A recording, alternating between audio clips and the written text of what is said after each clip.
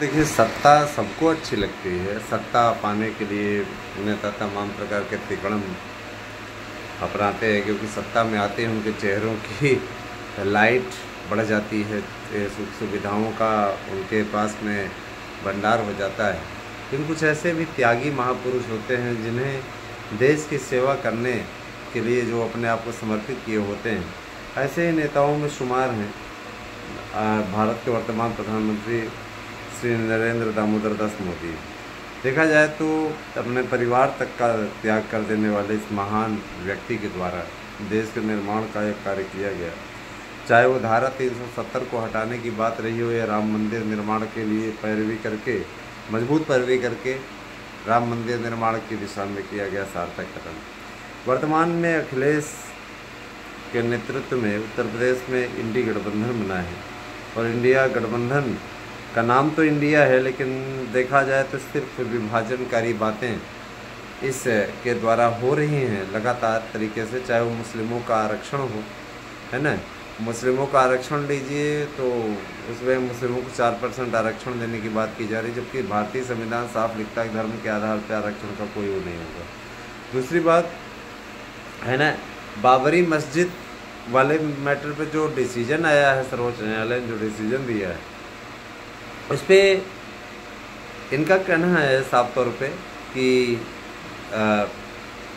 मुझे अच्छी तरीके से याद है जब इसका आर्डर आया हुआ था तो श्री राम मंदिर निर्माण के लिए आदेश आया था। अब राहुल गांधी का कहना है कि हम आएंगे तो राम मंदिर पर ताला डाल देंगे। मैंने एक वोट बैंक को प्रसन्न करने के लिए इस प्रकार की घिनौनी बातें करना, पहले राम के अस्तित्व को नकारना, इन लोगों ने ही तो हलफनामा दाखिल करके कहा था कि हम राम के अस्तित्व को ही नहीं मानते, और आज ये इस तरीके के बयान दे करके भी ये सिद्ध कर रहे हैं कि उनको। और सबसे बड़ी चीज़ ये कि एक बार एक मंदिर में राहुल गांधी गए हुए तो वहाँ रजिस्टर में नान हिंदू इन्होंने वाले कालम को टिक किया था। अपने आप में ये दर्शाता है कि अगर वास्तव में अगर देखा जाए तो गांधी नेहरू परिवार का जरा सा आप लोग इतिहास देख लीजिए। कहते नहीं कि अगर माँ जिस जाति में विवाह कर लेती है, धर्म में विवाह कर लेती है, तो उसी जाति की हो जाती है।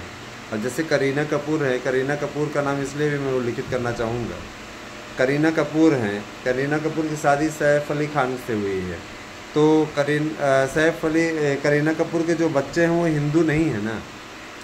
जाहिर सी बात है कि जिस तरीके से तैमूर और तमाम प्रकार के नाम भी रखे गए हैं, है ना, वो साफ तौर पर दर्शाते हैं कि ये हिंदू नहीं है, मुस्लिम है। और जाहिर सी बात है जब हिंदू नहीं है, मुस्लिम है ना, तो उसका सीधा सा उसका फंडा बन करके साफ तौर पे आता है ना, कि सोनिया गांधी क्रिश्चियन, और सोनिया गांधी से शादी किया राजीव गांधी ने। इसके पहले इंदिरा के इतिहास पे जाएं तो इंदिरा गांधी ने विवाह किया था फिरोज खान से, और जाहिर सी बात है कि जब फिरोज खान से शादी कर लिया उन्होंने तो वो हिंदू नहीं रहे, उन्होंने हिंदू धर्म का त्याग किया और इस्लाम धर्म को स्वीकार करते हुए उन्होंने विवाह किया। तो देखा जाए तो पंडित जवाहरलाल नेहरू तक तो ठीक ठाक था। चलिए ठीक है, नेहरू जी की एक पुत्री थी इंदिरा गांधी, प्रियदर्शनी कहते थे, और प्रियदर्शनी ने ब्राह्मण जाति को त्याग करते हुए, हिंदू धर्म का त्याग करते हुए क्रिश्चियन से विवाह कर लिया। तो वहीं से ये पीढ़ी परिवर्तन हो गया और सीधे तौर पे हिंदू नहीं रहे। ठीक है, हालांकि संजय गांधी ने इस बात को नहीं माना और अपने आप को कट्टर हिंदू कहते रहे, और यहाँ तक कि पिता का सम्मान करने से उन्होंने इनकार कर दिया था। तो संजय गांधी के खिलाफ इंदिरा गांधी ने साजिश रची, और कहा जाता है कि उनके विमान दुर्घटना में इंदिरा का ही योगदान था। अब जो भी सच हो इससे हम नहीं जाते, लेकिन आपको इधर ज़रूर मैं ले आके आना चाहूँगा कि ये लोग कितने बड़े हिंदू हैं। इसके बाद में अभी कुछ दिन पहले एक मैटर उठा हुआ था, आप लोगों ने देखा होगा, मैटर उठा था कि मेरी माता का मंगलसूत्र देश के लिए कुर्बान हो गया। प्रियंका रॉबर्ट वाड्रा, है ना, का ये बयान बड़ा सुर्खियों में था, और ये इस बयान को देखते हुए गजब के तर्क वितर्क आए हुए थे। तो दोस्तों मैं पोल खोल रहा हूँ कि देखिए गांधी नेहरू परिवार किस प्रकार कितना बड़ा हिंदू है, और इसमें देश विरोधी ताकतें किस प्रकार से देश को बांट कर वोट लेने की कोशिश कर रही हैं। मैं ज़रा सा इस पर चर्चा करूँगा और आपको एक एक परत बताऊँगा, सारी चीज़ें दूँगा। मैं बताना चाहता हूँ कि सबसे बड़े पहले आप ये देखिए कि राहुल गांधी का जो परिवार है, जब इंदिरा गांधी ने विवाह कर लिया फिरोज़ खान से तो हिंदू नहीं रही, है ना। तो उनसे 2 संतानें हुई, राजीव गांधी और संजय गांधी। हम ये पूछना चाहते हैं, चलिए ठीक है, संजय गांधी ने इस्लाम कबूल करने से इनकार कर दिया था, उन्होंने हिंदू धर्म ही अपनाया और उन्होंने इस पर अपने परिवार को अलग कर लिया। लेकिन कहीं से भी, है ना, सोनिया गांधी ने हिंदू धर्म को एक्सेप्ट नहीं किया। एंटोनियो माइनो उनका नाम है। और निश्चित रूप से कहीं न कहीं जो चचा हैं उनके, सैम पित्रोदा, जो इसमें भड़काऊ बयान के लिए जाने जा रहे हैं, तो इसके अलावा अपनी बिटिया की शादी भी उन्होंने क्रिश्चियन से की, रॉबर्ट वाड्रा से। तो प्रियंका रॉबर्ट वाड्रा लिखती हैं पूरा नाम अपना। और जाहिर सी बात है मंगलसूत्र वो भी नहीं पहनते। तो मंगलसूत्र कुर्बान उसका होता है जो पहनता है ना। आप तो पहनते ही नहीं हो, तो जब आप पहनते ही नहीं हो तो फिर कुर्बान होने का सवाल ही नहीं उठता, है ना। और दोस्तों, दूसरी चीज़ ये कि राम मंदिर के अस्तित्व को नकारने वाले लोग हैं ये लोगों ने साफ तौर पर हलफनामा दे करके कहा था सेतु समुद्रम जैसी कोई नहीं है, उसको तोड़ दिया जाए। इसके अलावा राम मंदिर, राम भगवान का कोई अस्तित्व नहीं था। और इन लोगों ने हिंदू आतंकवाद जैसे भाषा भी लेके आई थी। देखिए, अब इनके पास में मेन चीज़ है ना, इस समय तर्क वितर्क का कोई नहीं रह गया है। इसमें मैं बताना चाहूँगा, सबसे पहले आप लोगों को बताना चाहूँगा कि जिस तरीके से माहौल बना हुआ है इस समय, इनकी कोशिश है कि इनके प्रकार जीता जाए और मुस्लिमों को एकजुट करने में ये लगे हुए हैं। क्योंकि मुस्लिम जानते हैं कि एक मुश्त कांग्रेस इंडी गठबंधन को वोट देंगे, बीजेपी को ये वोट नहीं देते हैं, है ना। और इसीलिए मुस्लिमों को बांधने के लिए, मुस्लिमों को सेट करने के लिए MOI समीकरण भी बैठाने के अखिलेश यादव कोशिश कर रहे हैं। देखा जाए तो मैं ये चीज़ कहना चाहूँगा, किसी को बुरा नहीं लगना चाहिए।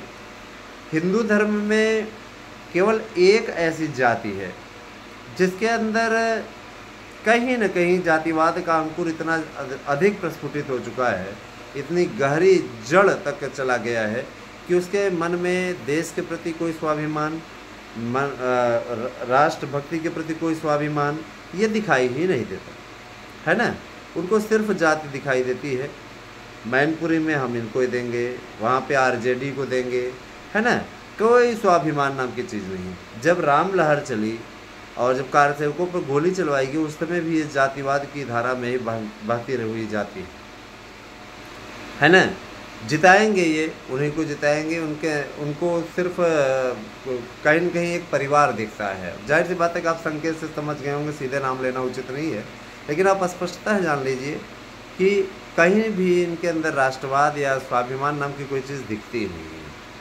महाराणा प्रताप का अपमान कर रहे हैं मैनपुरी में जाकर के, है ना। जिस तरीके से महाराणा प्रताप का अपमान किया, राजपूत एक पुरुषोत्तम रूपाला के बयान पर क्या कर रहे थे, नमक और लोटा लेकर के कसम खा रहे थे भाजपा को वोट नहीं देंगे। अब क्या इस पर जवाब दे पाएंगे कि क्या आपके परिवार का कितना, आपके महापुरुष का, जो कि पूरे देश का महापुरुष है, गौरव हिंदुस्तान का, उनका अपमान किया इन लोगों ने, है ना। तो क्या आप इनको वोट देंगे क्या? और अगर नहीं देंगे तो आपकी फिर गैरत कहाँ रह गई यार? थोड़ा तो शर्म करो। अब इन लोगों के खिलाफ सीधे तौर पे उतरो और निश्चित रूप से देखिए भैया, हिंदू हितों की बात करने वाली एकमात्र पार्टी है भारतीय जनता पार्टी, इसमें कोई दो राय नहीं है। आज खुल के अगर हिंदुओं के पक्ष में कोई बोल रहा है तो सिर्फ बीजेपी, क्योंकि बीजेपी का एक भी सांसद, एक भी विधायक मुस्लिम नहीं है। और जाहिर सी बात है कि ये पूरी तरीके से राष्ट्रवादी पार्टी है और देश को एक तक सूत्र में पिरो कर रखने वाली पार्टी है। जाहिर सी बात है कि देखिए दोस्तों, मुस्लिम बहुल सीटों पर खड़ा करने से अच्छा है ना, कि भाजपा ने वहाँ पे टिकट ही नहीं दिया किसी को। जम्मू कश्मीर में जम्मू की 3 सीटों पे भाजपा ने खड़े किए हैं प्रत्याशी, बाकी 3 पे उसने अपने सहयोगी दलों को समर्थन दे दिया है क्योंकि वो मुस्लिम बहुल इलाके हैं। और जाहिर सी बात है कि मुस्लिमों के अंदर अगर देखा जाए तो अभी मुस्लिम तुलना करें, उनसे तुलना कर लें कांग्रेस शासन में उनकी क्या स्थिति थी, भाजपा शासन में क्या स्थिति, उनको स्वतः पता चल जाएगी।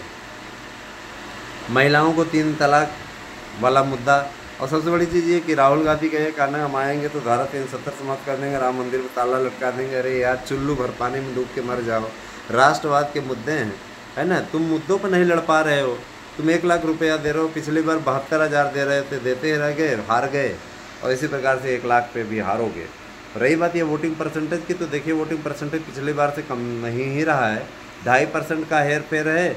वो भी जब चुनाव आयोग अंतिम आंकड़ा प्रस्तुत करेगा 5 दिन 7 दिन 8 दिन बाद, तो निश्चित रूप से वो भी कवर हो जाएगा। पिछली बार की तुलना में कुछ 1% कम रहते हैं, लेकिन उससे फर्क नहीं पड़ता। लेकिन मैं हिंदू वोटरों से भी अपील करना चाहूँगा कि आप लोग कृपया वोट देने जाएं। राष्ट्र की बात है, राष्ट्र का भविष्य है, तो आप उससे समझौता ना करें, ठीक है। भर्तियां भी शुरू हो गई हैं, रोज़गार देने के मामले में भी बीजेपी सरकार की नीतियां हैं, उस पर इसलिए आप लोगों को मिलता रहेगा, ऐसी बात नहीं है।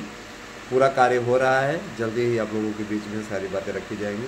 रोज़गार के मसले में बता देना चाहता हूँ, नए आयोग की पहली बैठक हो चुकी है और उसमें आप लोगों के लिए काफ़ी कुछ आया हुआ है। एग्ज़ाम कराने की तैयारी जून माह से स्टार्ट हो रही है, तो काफ़ी कुछ होगा, इस पर आप लोग अच्छे तरीके से जानते रहिए। हर एक भर्तियों का खाका तैयार हो रहा है, भर्तियों का मांगने की आवश्यकता आपको नहीं पड़ेगी, स्वतः आप लोगों को हर साल वैकेंसीज मिलती रहेंगी। अग्निवीर योजना को समाप्त करने की घोषणा राहुल गांधी ने अपने मैनिफेस्टो में की है ना। और जाहिर सी बात है कि ऐसे लोग, अग्निवीर योजना एक क्रांतिकारी योजना है अपने आप में, है ना। जाहिर सी बात है कि बदलाव होते रहना चाहिए, तभी जाकर के कुछ हो पाता है। परमानेंट नौकरी कोई ऐसे नहीं दे पाएगा, ठीक है। और जितना पैकेज दिया गया है ना दोस्तों, मेरे विचार से तो हमेशा जीवन भर नौकरी करने से अच्छा था कि यही बेहतर रहता है ना। तो अगर देखा जाए ये अग्निवीर योजना गड़बड़ नहीं है, बेस्ट है। और अब आगे आगे देखते जाइए होता है क्या। धन्यवाद, आप सही दिन सुन लो।